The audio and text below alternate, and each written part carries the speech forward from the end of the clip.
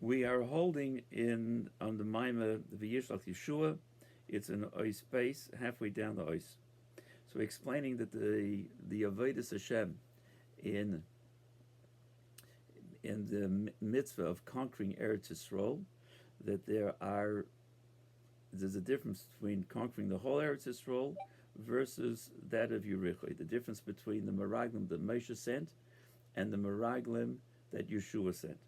So when it comes to Yericho refers to the Levusha HaNefesh, the external part of the Nefesh, Machshava Dibra Maisa, of a person, and the Eretz Canaan, completely the land of Eretz Canaan, is the seven nations. It's the seven nations referring to the midos of the person. Chesed, Gvur, Tiferes, Netzach, Hod Yisod, Malchus, the whole inner being of the person. So here we're going to see this is the difference between Moshe's mission that he wanted, what he wanted to accomplish, and that of Yeshua that Hashem commanded him. So we're holding down a few lines up from the end of Ois Beis. V'lechein yesh sivoi l'chol echad v'yechad losu l'ivchoin machshava dibra ma'aser shaloi kikulim lavaya. That all the person's command by Yeshua was that he should inspect his thought, speech, and action. They should all be for serving Hashem, and that's the mission, to be aware. There are even little things that a person would do, things of litzonus, making fun or sarcastic comments or dvarim b'telim, things that seemingly have no matter, don't seem to matter whatsoever. But when it comes to the Nefesh Elikis expressing itself, or the Nefesh Abamis covering it over, which is the basic makeup of who we are. The Alter Rebbe says in Tanya that the core of a Yid is his Nefesh Elikis. He lives out of the Nefesh Abamis, and it covers over on the expression of Nefesh Elikis. It's very interesting that Psuki de Zimra davening, Zimra comes Lashon Zimra Aritzim, cutting down branches. That there are many thorns and branches that the Nefesh Abamis throws out that blocks the Nefesh Elikis from expressing itself. And even words of empty words, of silly words they could be like thorns to the Nefesh Elikis, not letting it express itself. So as we go through the davening and talk about the praises of Hashem, and we can get excited about that, have a feeling that it cuts down that jaggedness of the Nefesh Abamis, those thorns that get in the way of the Nefesh Elikis expressing itself. And for sure, we see the things around us and listen to things that are non-holy matters throughout the day, that for sure covers over on the Nefesh Elikis.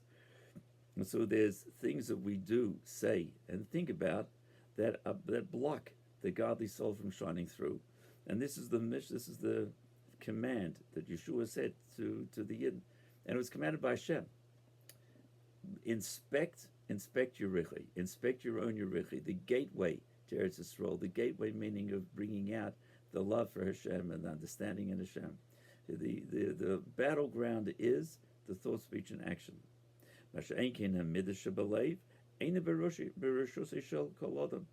The midas of a person, that's not in the control of every person. It says that tzaddikim davka live in berushosom.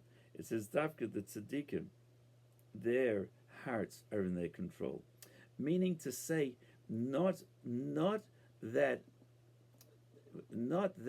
they want to do something but they don't. There's a number, when you say your heart's in your control, there's a number of levels of that. Or another expression that the Alter Rebbe brings out in Tanya, Mayach Shalit al Halev, the mind rules the heart. Now, that can mean in many different dargas. One level is, which is not the tzaddik level, is that the heart wants something. It wants, we're attracted to some physical pleasure, physical inyan, a gashmis dikazach, and you're drawn to it, and you want to either think, speak, or do something about it. So mind can say, it's not the right time for that. I'm not going to do it. Your mind can rule over the activated desires that the heart puts out for us to do. So that we have the ability to do. We have the ability not to do something or to do something, the ability to speak or not to speak, and the ability to channel our thoughts into something else. Where do those thoughts or the wanting to speak about something come from? The Nefesh Habahamis. It's a natural reactive piece. That's the Nefesh Habahamis. So one level is we can control that. Another level is that the heart is controlled by the thought. That through meditating, reflecting, thinking deeply into the presence of Hashem, the heart is changed. There's a love for Hashem. There's the famous story where the Chassid of the Alter Rebbe, Rav Moshe Meisels, was a very deep thinker, a Talmud Chacham, a very caring and very wise and clever man, a classical Chassid of the Alter Rebbe, but very unusual. And he was also knew a number of languages. During the Napoleon-Russian War, he was hired by the Napoleon's war cabinet to be the French-Russian interpreter. And being in that position, he was actually very helpful to the Russian army as well. The Alter Rebbe wanted the Tsar to win, not Napoleon. And he, during his job as being an interpreter, he actually sent back information of the plans that Napoleon's army had back to the Alter Rebbe, who passed it on to the Tsar. As a result of that, the Tsar was bestowed upon the Alter Rebbe also great honor. In one of the meetings that he was at, Napoleon happened to walk in, and he sees Moshe Meisels there. He didn't look like the average French soldier. I mean, he wasn't obviously dressed in his Russian gear, and he looked like from a Yid. So he says to him, "You're a spy." And right away he goes over to him to put his hand on his chest to see if his heart was beating faster. And it wasn't. It was just regular. And so there was no negative interaction between to him. Now nothing happened to him. Later he tells over the story. He says, "What saved me? Of course, I was a spy. What saved me from that fear?" He says, "Because of what the Alter Rebbe taught us, the basics. The basics is that the mind can rule the heart. What does it mean the mind can rule the heart?" He says that he'd worked for many years on his feelings, and that he wouldn't let his heart run away with any feelings unless he gave it the okay with his mind. He was able to, so the fear was coming, but he said to himself and was able to affect, now's not the time to feel the fear.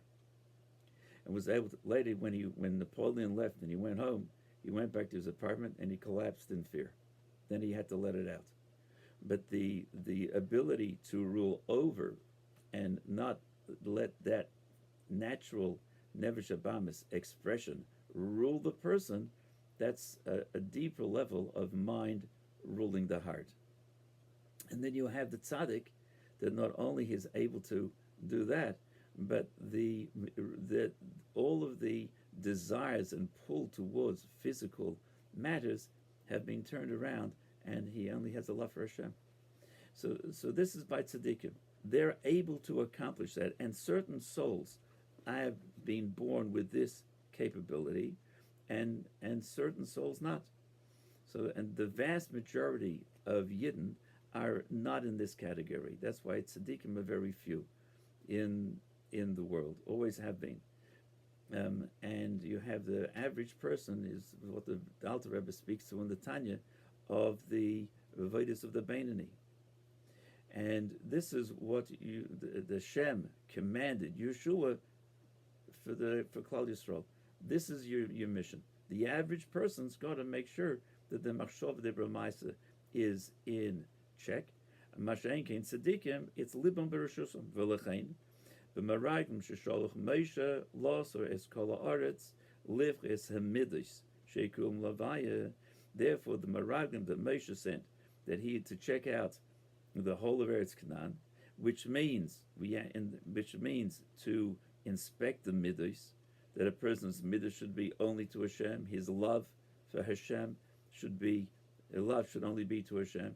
Fear only of Hashem. To do beautiful things only in matters of spiritual areas, like giving tzedakah to bolster Jewish organizations, etc. Recognizing what's beautiful is when somebody does a mitzvah. There was a young bar mitzvah boy who went with his family to visit the Rebbetzin Chaim Mushka, and not the Rebbe, but the Rebbetzin. A few families had a connection, had a relationship with her, and he comes in, and all bar mitzvah boys are all dressed up with a new suit, a new hat, and are concerned about how they look and very proud of their physical setup.